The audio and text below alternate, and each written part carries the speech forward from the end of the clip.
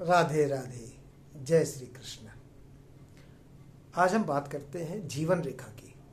जीवन रेखा यानी ये चंद्र के आकार में अधिकांश बनी होती है, इसको जीवन रेखा कहते हैं। ये अंगूठा है, अंगूठे के ये मिड से स्टार्ट होती है और ये ऐसे चंद्र के आकार में अधिकांश होती है। कुछ लोगों की ये जीवन रेखा ऐसे सीधी चली जाती है।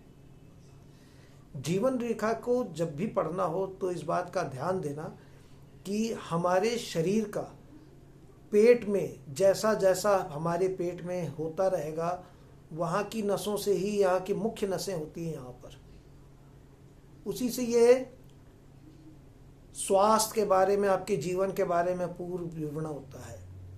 बच्चा नाभि से अपनी माँ से जुड़ा होता है और नाभि के सबसे नज़दीक जो है पेट होता है। बाकी और भी अंग हैं, इन स्थानों में लीवर और आपका पाचन तंत्र, श्वास क्रिया, ये सब मुख्य अंग के जितनी भी बड़ी बड़ी खून से जाने वाली जो नसें हैं वो सब यहीं पर रिप्रेजेंट करती है। आपकी एक तो बहुत मोटी नस तो यहीं अंगूठे के नीचे ही आती है, इसमें बहुत मतलब ब्लड जो है कैरी करती है। तो हमारा पेट जैसा भी होगा, जैसा हमारा पेट होगा वैसा ही हमारा स्वास्थ्य, हमारा जीवन होगा। ये बात पहले से भी हम लोग जानते हैं, डॉक्टर भी कहते हैं कि पेट अगर दुरुस्त है तो आपका पूरा जीवन दुरुस्त है। तो उसी प्रकार हमारी जीवन रेखा का बहुत बड़ा असर हमारे पेट से होता है। अब जीवन रेखा में हम आज ये चर्चा करेंगे कि कौन सी जीवन रेखा अच्छी मानी जाती है। जीवन रेखा में जैसे देखते हैं कुछ रेखा फैली हुई होती, मोटी होती, बड़ी मजबूत होती है, काफ़ी मोटी रेखा जाती है यहाँ से, और कुछ होती है बहुत महीन होती है लेकिन वो गहरी बहुत होती है। अगर मुझसे पूछा जाए तो गहरी वाली रेखा, महीन रेखा को मैं अच्छा मानूंगा। क्यों? क्योंकि उसके अंदर मानसिक शक्ति बहुत होती है, उसका आत्मबल बहुत होता है। सबसे बड़ी चीज़ होती है आत्मबल। आत्मबल अगर मजबूत है तो वो किसी भी सिचुएशन में जो है वो कर सकता है, अपना सारे काम कर सकता है और अपनी अंदरूनी शक्ति से वो हर कार्य को पूरा कर लेता है। उसके अंदर अंदरूनी शक्ति बहुत होती है।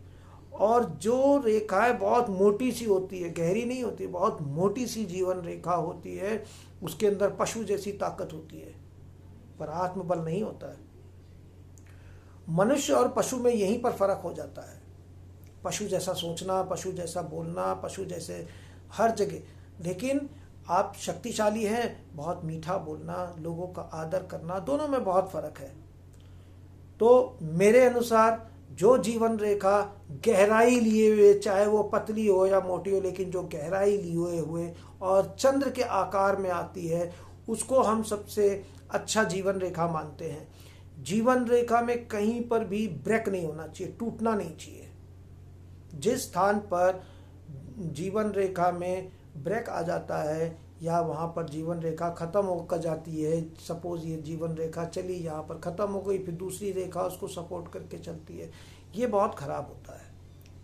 ये समझ लीजिए उस समय जीवन लीला लगभग समाप्त है, लेकिन किसी कारणवश, जिस कारणवश उसको सपोर्ट मिलता है, उसका अध्ययन करके पता चलता है कि वो उसकी आयु उस एज में उसके द्वारा आगे बढ़ जाती है। टूट टूट के ऐसे बहुत सारी रेखाएं होती है जो टूट टूट के पूरी जीवन रेखा बनती, एक सीधी रेखा नहीं होती, टुकड़े टुकड़े में होती है। जीवन रेखा में धब्बे धब्बे होना ये भी गलत होता है। जीवन रेखा जो पूर्ण रूप से चंद्र का आकार बनाती है, यानी शुक्र को अपने में लेके चलती है। एक होती है जीवन रेखा ऐसे जाती है, चंद्र पे चली जाती है या नीचे चली जाती है। एक होती है जीवन रेखा जो कि पूरे चंद्र आकार बनाती है और शुक्र को अपने में अंदर लेके चलती है। ऐसा व्यक्ति बहुत खुशनुमा होता है, दूसरों को खुश करता है, वो गृहस्थ जीवन के लिए अनुकूल होता है। वो मूड के ऊपर होता है उसका हमेशा, वो मूड डेवलपर होता है। जहाँ जाता है लोग उसको पसंद करते हैं। आप अपना हाथ देखिए, आपकी कैसी जीवन रेखा है, क्या गहरी है कि फैली हुई मोटी है, चंद्र आकार में है या जैसी भी है। आप नीचे दिए कमेंट बॉक्स पे अपने हथेली पोस्ट करके आप हमसे जानकारी ले सकते हैं। महिलाओं को बाईं हथेली और पुरुषों को दाहिनी हथेली पोस्ट करनी है। राधे राधे, जय श्री कृष्ण।